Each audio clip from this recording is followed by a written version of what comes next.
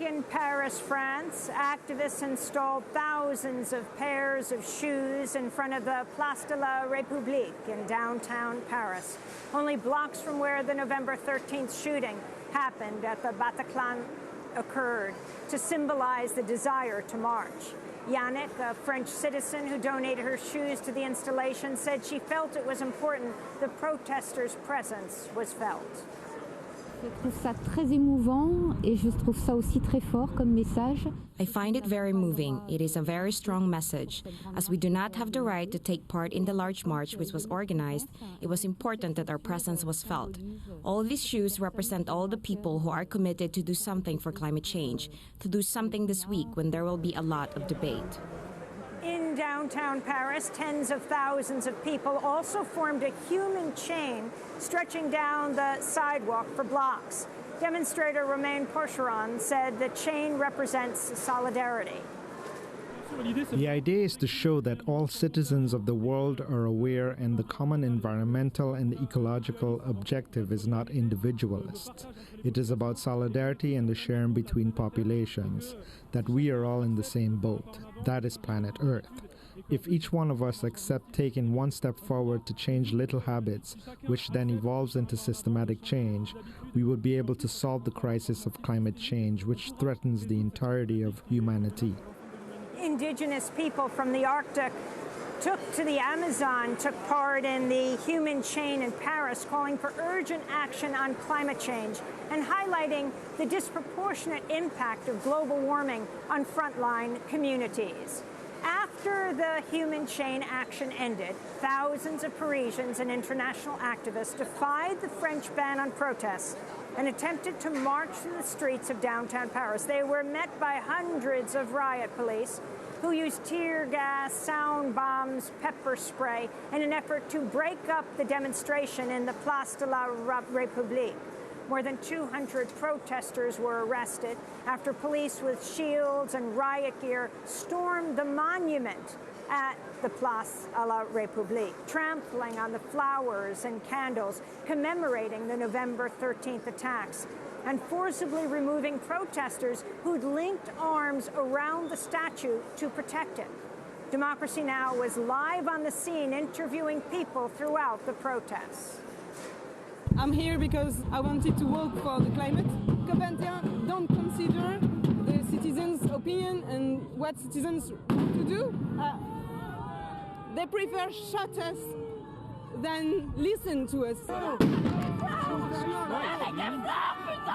We're here at Republique, where demonstrators in the hundreds, it's hard to say how many, have gathered. The police response has been tear gas and these sound bomb canisters that they're just dispersing into the crowd. I'm Sheila, I'm from Oakland, and I'm here because it's supposed to be the most important climate negotiation of all time.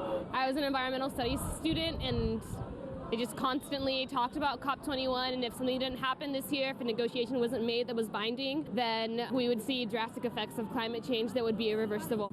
We are in Place de la République in Paris. It's demonstrating after the climate demonstration. And so now we gather to focus on also state of emergency and plus climate change. And actually the cops are just sending gas bombs on us.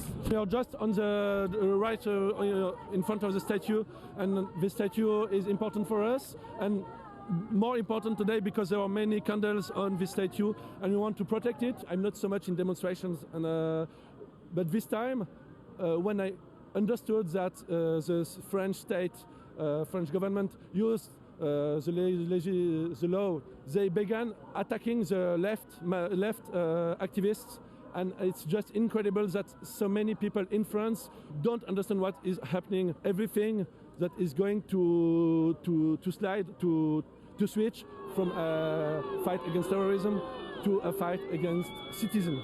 We're not the ones causing the problem. The French state and the European states and the North American states are causing the problem, and we're the ones suffering from it.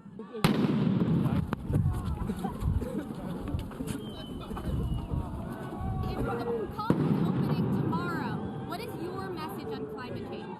Our message is that the answer resides in everybody.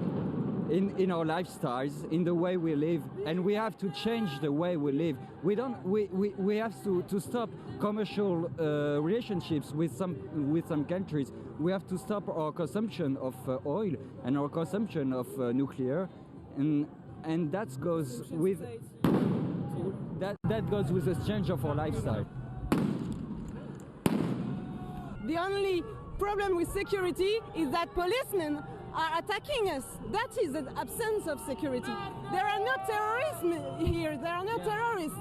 That's the state. There are the terrorists. They are shooting us. What I'm doing here is clear. I protest against the emergency state, which is a parody of protection for the citizens and is transformed into repression against the citizens. As you can see, they blocked up every entrance around Republic.